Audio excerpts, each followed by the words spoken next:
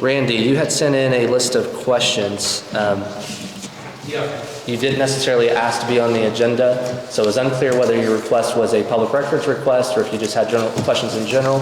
But if you'd like to come to the board and read these questions off, we'll see what we can help you with. I was told that you wasn't going to answer. You didn't request to be on the agenda. You asked questions. There's a difference.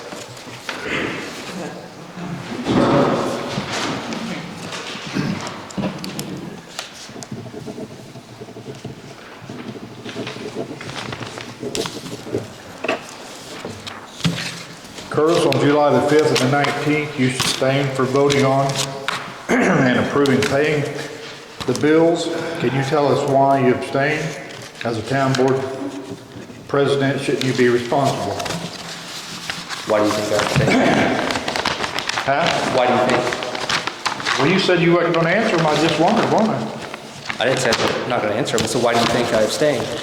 I don't know. That's what I'm asking you. It's a good question. Huh? You're not going to answer? It's a question. Why do you think I abstained? I don't know. I'm asking you. That was the question. It drives me nuts that I abstained. I don't know why. How many hours have you guys spent in Gina's office trying to figure it out? Do what? Said how many I'm hours asking have you you guys? questions. You're on the agenda. Well, you're not on the agenda, but No, I wasn't on the agenda. yep, because you didn't ask to be on the agenda. There's a difference. Yeah, you can ask questions all you want. I mean, I'm not obligated to answer if the board members would like. That's what I was told. That's the reason they said I wasn't going to be able to speak tonight. You're speaking. That's what Mr. come from Gina and Mr. Reeves. There's a difference between asking questions and filing questions and asking to be on the agenda. There's a process that we approve whether you're on there. Either I can do that or two board members would petition to have you on there. You didn't ask to be on the agenda, therefore there was no petition for you to be on the agenda. So I submitted them. you submitted questions. There's a difference, Randy. What's the difference? Gina, can you put me on the agenda to ask these questions? For Gina, I have questions for you. There's a difference. So next question, Randy. When the Zimmer building was shut down, there had already been substantial amount of work done. There were walls built, drywall hung, electric work performed. Who paid for all the material? Which company got paid for the work already performed? How do you know which work was done? Have you been inside that building? Huh? How do you know what work was done? Have you been inside that building? Have you? I have, and I disclosed that. Huh? I have, and I have already disclosed that. Don't ask the question with a question. I'm I'm asking you for the answer. How do you know this work's been done? You're alleging that this work has been done. What evidence do you have of that? What evidence do I have? Mm-hmm. Well, I seen all your guys in there working. You did? Mm-hmm. So you saw through The doors were open. You saw through the walls. You saw through. I didn't look through the walls. I seen through the doors were open. The doors were open. Okay. And your employees were in there working. Is that true or not? We have already disclosed that we were doing work in there. You did? We have already disclosed all that. You know the disclosures. You've read them. Huh? You've read the disclosures. Yeah. So Was there a disclosure on that one? there was. Okay. You still didn't answer the question. I'm not sure what your question is. Who paid for what materials? These questions are not questions that are for the town. You want me to read the rest of the questions or not? These questions are not, those two questions. The first one, yes. The second question is outside of the scope of the town of Brookville. That's Greg Martz's question. Greg Martz? Yes. The next one's Greg Martz's question? Is that what you're saying? Number 2 and number 2A. Okay, what about 2B? 2B would be the same thing. Greg Martz? Yeah, you're asking me personal Well, that's what questions. I'm asking. Who's supposed to give these answers? You're asking me personal questions, not as council president, but me personally. I'm not obligated to respond to any of these questions. Well, then why do you have me read them for? I'm sure you've read them. Oh, I've read them. Would you like to continue? Sure. Which one you want me to read next? Whichever one you feel like. Well, you said the 2A, 2B, and was Greg. Those are outside of the scope. Those are outside of the scope of the town of Brookville Town Council. What about 3? Go ahead and read it. Huh? Go ahead and read it. Curtis and the town board, you hired Baker, Tilly, Bowes, McKinney, and Evans for the annexation and the purchase of the golf course. Or are you still paying them for these services? The golf course has been purchased, the annexation is over according to the town board, and there's still litigation going on about the annexation and golf course purchase. Many of the invoices refer to town matters. What specifically are town matters?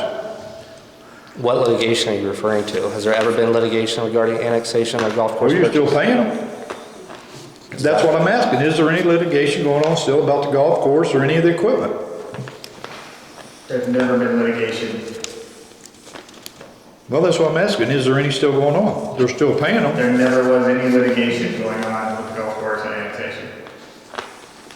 If you look back at the beginning of this year, we hired Bose to perform town-related issues that was outside of any of our questions. Correct. We did that prior to engaging Grant, and we can still ask them questions as we feel the necessary, or the need for that. All right. If it's just town matters, shouldn't the town attorney, Mr. Reeves, handle the local matters? That's what he was hired for. Why did you still go to Indianapolis? Are you alleging that he doesn't? I'm not saying he doesn't. I never said that. So that's what he was I hired never for? alleged anything. I just asked you a question. Are you insinuating? What are you trying to turn this around? Are you implying that he doesn't do his job? I never said that. Does it say that? You said if it's just town matters, then ends, that's what he was hired for. That's right. So I never said he never did his job. I'm asking you, are you still dealing with the attorneys at Indianapolis? My contract covers routine town matters. There's a contract that was executed. I believe they executed another contract with Bose to retain them for additional issues that come up. They're not required to disclose in detail on invoices as public records what they're doing because of attorney-client privilege. Well, he's not a client. Absolutely. He's a town board member. The town board representing the town is the client. Well,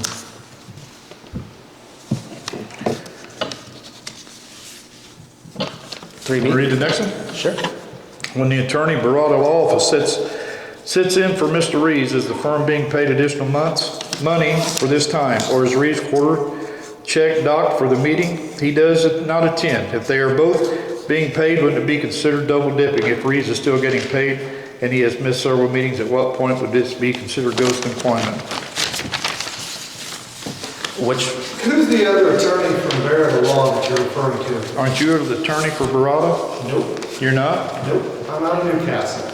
Paul's office and Grant's office out of Rushville. Okay, well, that's what I was We've never asking. been affiliated.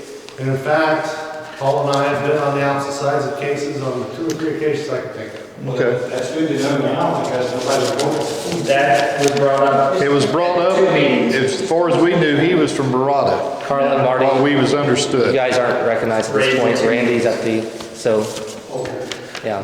And are you accusing me of ghost employment? No, I'm not. I'm not. I just asked you. I asked you. Why I did you put ghost employment in the question? Because that was just a question. I was just asking. Do you understand that's an accusation of felony? It's not an accusation. You understand I asked a question. I never made an accusation. I You asked a understand that's question. defamation per se? Well, whatever. This isn't a cute game to accuse people of felony. I'm not accusing nobody of nothing. Do you know where I was the last meeting? Nope. Sitting on Facebook monitoring the meeting because I'd been in the hospital the day before. Well, that's good to know. My wife had COVID one meeting that I missed. All of which he had communicated with the board, not that it's any of your business, but he has contract with the town board to represent us in legal matters. We're satisfied with the work. I would just ask. I asked a question. I didn't You point. were asking a loaded question with an No, accusation of no, it was not an That's accusation. not a game. It was not an accusation towards you. It was a question. All of these questions are loaded, just for the record. It's all either targeted at people. It's not targeting It people. is. It's just questions to be asked. No, it Please make is. sure that the ghost employment is reflected in the meetings and who raised that to their record. Yep. Would you like to continue? Yep. Referring back to the meeting when Chief Mitchum and the other officers were put on paid administration leave, you stated you were innocent until proven guilty.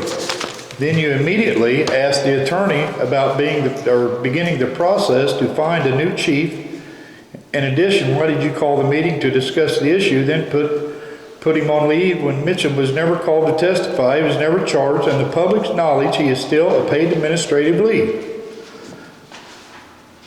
Not asking for any confidential information, only for explanation as to why you should say the standard innocent guilty phrase and then immediately begin looking for a new chief and continue have them on paid leave. It appears to be a way to get them off the Brookville Police Department. Tony, would you like to take that question? Yeah, I'll take that one. So as far as putting him on leave goes, he was put on leave because of the nature of the allegations against him, okay? And the fact that there was an ongoing criminal investigation that, to my knowledge and to, I think, the knowledge of everybody here, has not been resolved. The nature of the allegations were sufficient, in the board's opinion, to warrant putting him on paid administrative leave. That's all pursuant to statute, that's all permissible. As far as the chief being able to testify, he was under criminal investigation, and it would not have been in his best interest to make any statements of any kind without counsel present, and if counsel were present, my guess would be, given that I've done that kind of thing before, counsel would have let him speak. So that would have been superfluous and unnecessary.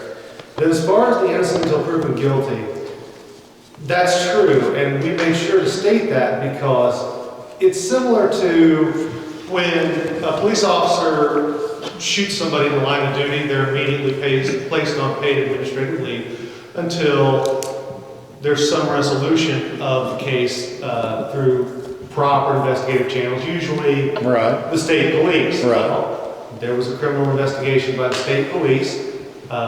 There's a special prosecutor involved. The prosecutor from Union County is the one who's reviewing that matter. Once we know what their conclusions are, a further action may be taken. As far as placing him or seeking a new chief, under Indiana law, if you have an annually renewable contract, which this is an annual appointment, out of an abundance of caution, at my recommendation, so that the chief could not claim that he had a contractual interest in the chief's position, you're required to give 3 months' notice. So by September 30th of every year, you have to notify somebody who may claim a contractual interest that they don't have that interest going forward. So that's why that was done at that time. Okay.